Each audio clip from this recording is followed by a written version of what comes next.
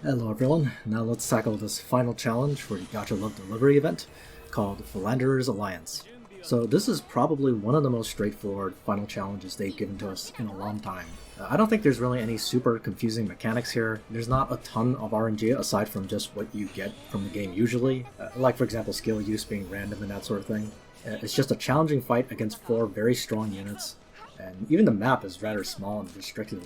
Now, one interesting thing here is that unlike a lot of bosses that you run into in these challenges, these are not boss-type enemies. They are actually enemies with a class type. So you have Landius, who is a cavalry, of course, you have Lamford and Matthew, who are infantry, and you have Ultimiller, who is a flyer. So unlike a lot of challenges in the past, you can't just enter this challenge with whatever combination of characters you want and expect to do well.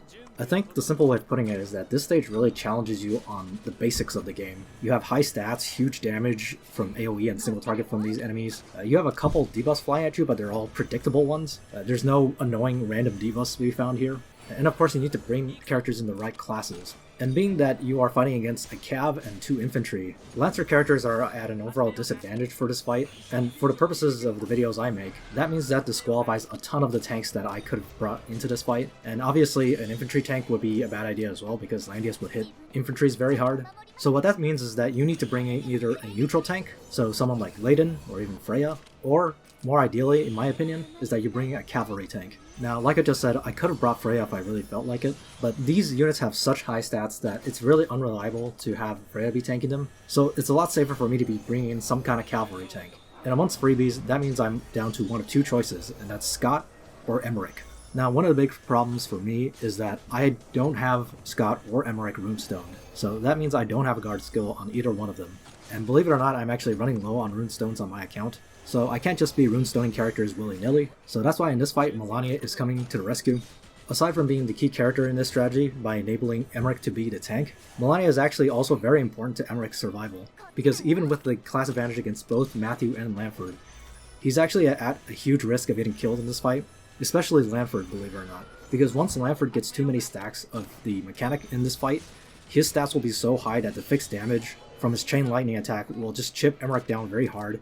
He'll do a lot of damage even through the class disadvantage, and then he's going to end it with another chunk of fixed damage, and that can finish off Emerick pretty easily, especially if he's already damaged from fighting Ultimiller and Matthew. The other character that's key to making sure Emerick can survive is Sophia. As you can see, I did not bring the basic heal for Sophia, I only brought Regenerate alongside Mass Heal and Rewind. Regenerate is going to be very, very important in this fight because even though Melania can heal Emerick back up quite a bit, it's still somewhat unreliable because both Ultimiller and Matthew throw out some AoEs on this fight, and obviously if I have to leave someone at low HP, the AI is going to prioritize targeting them instead of Melania, and sometimes I just can't line up my positioning so that Melania is going to take the hit and make sure Emerick gets her heal.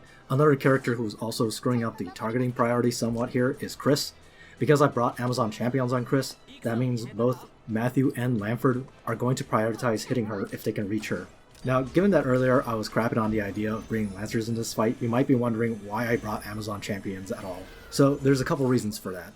First off, you can see that my priority here is to take out Landius first. So I want to take out Landius first because not only is his range damage reduction aura going to be a huge pain in the ass, obviously his tanking really isn't an issue because Emerick just locks him down anyway, but he comes with the route skill, which at the beginning of the fight is just a normal route skill, so it's not a big deal. I just use the Yggdrasil Wreath on my healers and stop it from stunning Emerick, but the core mechanic of this fight is that these units get more and more stats over time.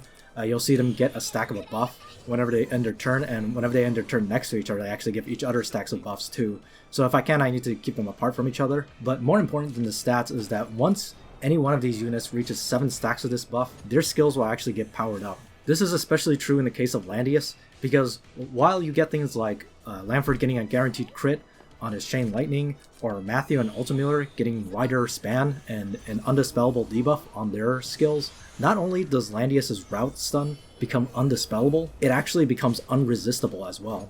It should be noted that the translation for this skill is kind of wacky. It doesn't really make any sense. But basically what the skill description is trying to say is that it becomes unresistible as well as undispellable. So as you can imagine, if Emerick got stunned for 2 turns straight, it's pretty much game over. There is just no coming back from that. The enemies just hit way too hard. Honestly, the real tanks here aren't even Emerick, it's actually his Royal Calves. They're actually the star tank here. So anyway, that was a lot of explanation to give one reason why I was bringing Amazon champions on Chris. The other reason is because, as you can see, I had to take up my 2 healer slots here with Melania and Sophia, and I could not bring Almeida like I often do. Now, Almeida actually have been really great for this fight, because as is common for challenge fights or boss fights, they are susceptible to attack and defense debuffs, even though they're immune to just about all the good debuffs. And that's honestly one of the reasons Almeida is so good in PvE. And, you know, she does have the debuff pool that applies in a lot of these challenges. Lowering their attack and defense would be very, very valuable here. Obviously, I could have brought Emerick's exclusive gear, but I don't have it yet. And, you know, I wasn't going to spend controllers or any martial spirits to level it up. So the solution here is for me to bring Amazon champions on Chris. They have a 75% chance of inflicting a defense down debuff every time they attack. It's an annoying bit of RNG I need to deal with, but you know, it's reliable enough so that I'll be able to do it relatively consistently. Since I don't have an attack debuff from any other source, the only thing I can resort to is using Roar from Parry here. Now, as I've said in the past, I try my best to not use Parry if I don't have to, because he is a limited character, and I know like almost nobody has him at 6 stars like I do. But in this case, and like it is with a lot of these challenges, Parry just seems to slot into my party perfectly here. Not only is he a cavalry class, which of course is effective against 2 of the enemies on this map, but like I said, he has Roar, which as you'll see soon is going to be very, very important in this fight towards the end. Now, if you'll notice, one of the things I've been doing with Emerick up until this point is to block off the remaining units from being able to reach the right side of the map. Obviously, I've been baiting them into trying to attack Melania as much as possible so that Emerick can heal back up using her talent. What that does mean is that I have them bunched up pretty close together near the start of the fight. So by the time I've killed Landius, pretty much all of them have 7 stacks of their buffs already. You'll also notice that because of the way the AI moved, it delayed the Matthew from using his sword dance until like the 3rd turn, and this is actually very important. So while this didn't always happen every time I ran it this way, because there is some variation in how the AI moves, by delaying the sword dance from Matthew, what I get to do is that he doesn't use sword dance until he has maybe like 4 or 5 stacks, right before he gets his powered up sword dance. That gives me more time to start attacking him and try to take him out before he gets to use his super sword dance a bunch of times, because honestly that is probably the most dangerous thing now that Landius is gone. As I mentioned earlier, when Matthew's sword dance gets powered up in this fight, not only does it become 2 rings, but the heal block actually becomes undispellable and it becomes a 2-turn duration. So it becomes just a very, very dangerous skill. Now, the thing to note is that, like I said before, unlike Landius's power up, this heal block does not become unresistible. This is a very key point because you'll notice that I was casting Gospel on Melania a couple times. So essentially what I'm trying to do is that I want to bait out the sword dance so that it doesn't hit that many targets. And by locking down Matthew's movement by standing Emerick near him, the AI has no choice but to sword dance kind of in place. And it can't just run over to a more convenient spot on the right side of the screen where it can target more of my team at once. Because if my entire team gets heal blocked, I mean, it doesn't necessarily kill me instantly, but what it does is that it delays me for so long that the fight is very likely to end in failure anyway. Between Emerick wearing a blood pact here and the fact that Melania can cast Gospel on herself while she's standing next to Emerick, I can bait out the sword dance and take the sword dance on just a couple units that have heal block immunity, and that minimizes the amount of damage it does to my team as a whole. Now, I know a couple of you are probably about to pipe up and say, why didn't you just bring Mass Protect on Chris? And the main reason for that, again, is because of the time limit on this map. Now, if you did this map with SSR units, or are you planning on doing it with SSR units, especially units like Layden, some other units that can actually kind of cheese this map, the time limit is not an issue at all. However, if you're going to fight it straight up like me, especially without using too many SSR units, the time limit can end up being a bit of a concern. So that's why I decided to bring Faith instead of bringing Mass Protect on Chris. It just increases her damage over the fight, and possibly more importantly, it also gives me some extra healing, because Melania is actually kind of a bad healer. She only has a basic heal and nothing else. So as you can see here, I have taken out Landius and Matthew now.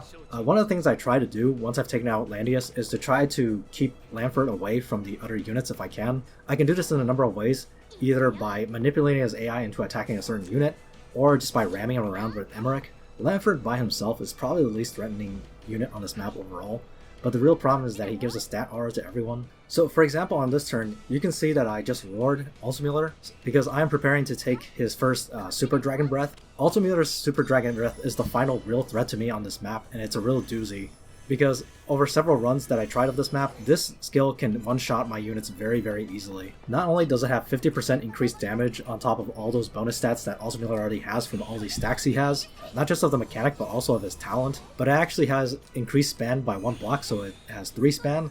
And everybody that gets hit by it gets a debuff that cannot be dispelled for 2 turns that reduces your attack and intelligence by 30%. This final debuff is just a huge problem, because obviously, like I said, the timer actually becomes an issue in this fight. So as you saw, I casted Gospel on Parn to make sure he wouldn't get this debuff, and I run Matthew away so that he won't get hit by the Dragon Breath at all.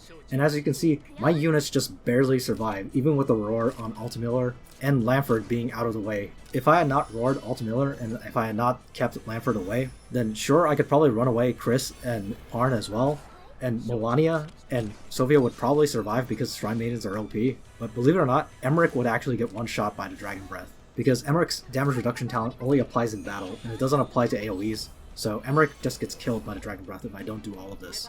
Now you might think that with Ultimiller being the only real threat left on this map, I might choose to kill him first, but I'm actually going to go kill Lanford first, and that's for a few reasons. First, obviously it's a lot easier for me to kill Lanford because I have cavalry units on my side, but the main reason is because I'm going to have to be doing a lot of position dancing around towards the end of this fight, because I need to have certain people in range of Ultimiller when he uses Dragon Breath, and I need to have other people out of range, and I really don't want Lanford running around and making a mess of things.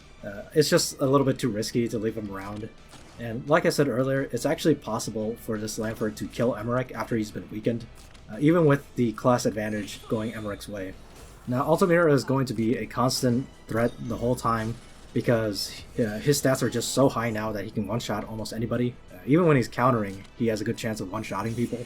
So the important thing here is that I need to make sure Emerick has topped off life at the end of every turn, and I need to make sure that Melania is standing in a way so that Lanford is probably going to attack her, because Ultimiller can potentially take a lot of HP off of Emerick, and obviously I want Melania's talent to activate so that Emerick can heal back up. Now I do get a number of Blood Shield activations in this fight, and that's obviously very useful. If I had Emerick runestoned, I could also just give him Heavy Shield if I really wanted to, but in this case I probably need to damage more, so Ram and Onrush is fine. Actually, what really would have been useful from the runestone Emerick is Defense Intimidate. It would have sped up this fight quite a bit, and I wouldn't have had to bring a crappy soldier choice on Chris like this.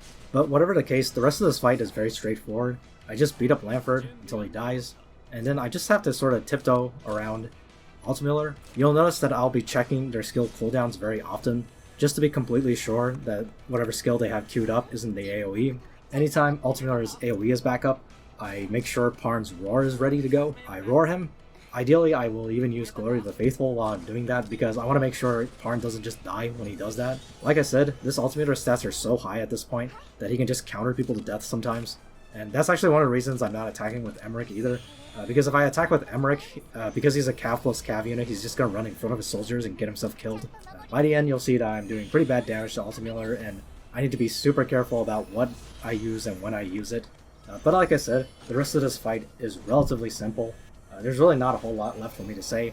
I just need to be very careful and make sure nobody dies, because it's actually very, very annoying to get to this point in the fight.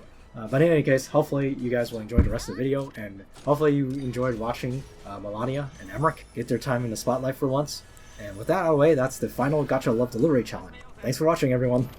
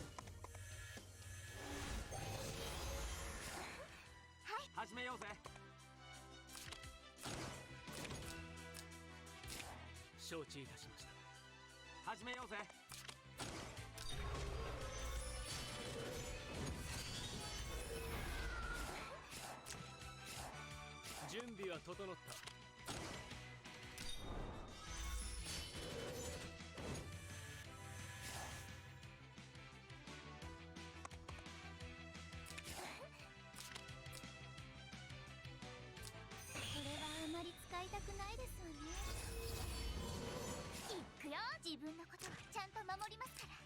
自分のことはいくよ。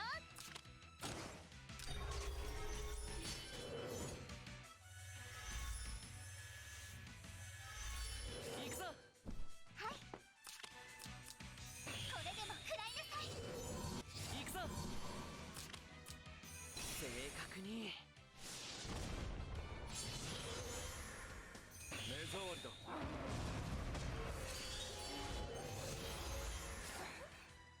承知いたしました。はい準備はと、はい承知いたしました。はい準備は整った。はい。あれ、気づかないうちに。ごめんなさいね。こっちだよ。はい、これでも食らいなさい。いくよ。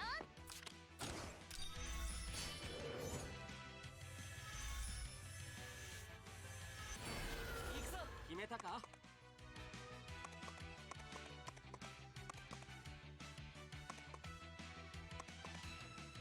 行くぞ。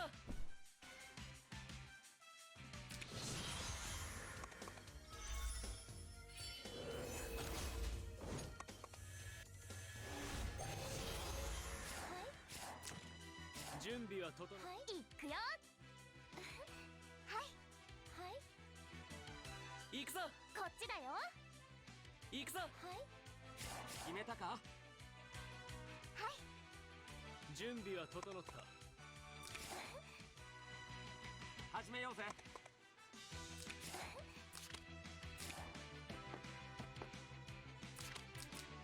れはあまり使いたくないですわね。こっちだよ。自分のことはちゃんと守りますから。これでも食らいなさい。こっちだよ。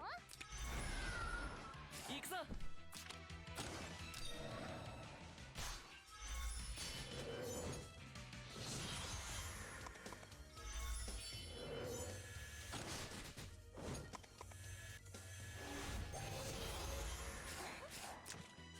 準備は整った。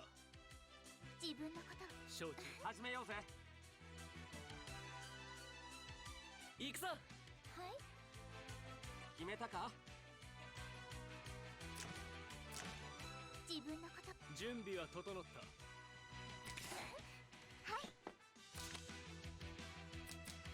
これでも食らいなさい。はいいくよ。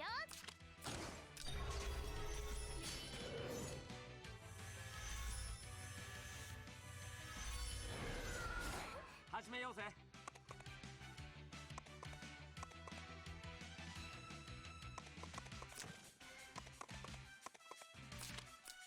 一緒にピンチを切り抜けるんだ。決めたか。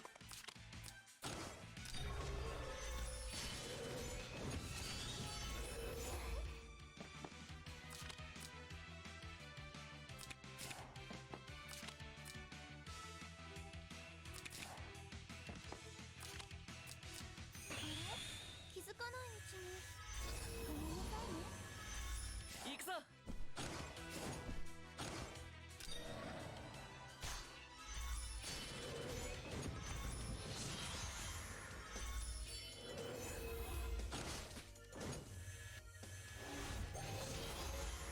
いいくよ。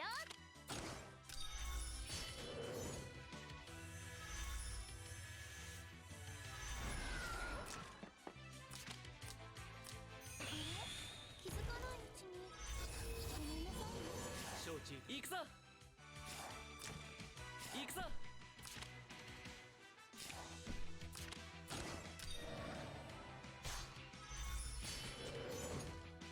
準備は整った。始めようぜ。一緒にピンチを切り抜けるんだ。決めたか。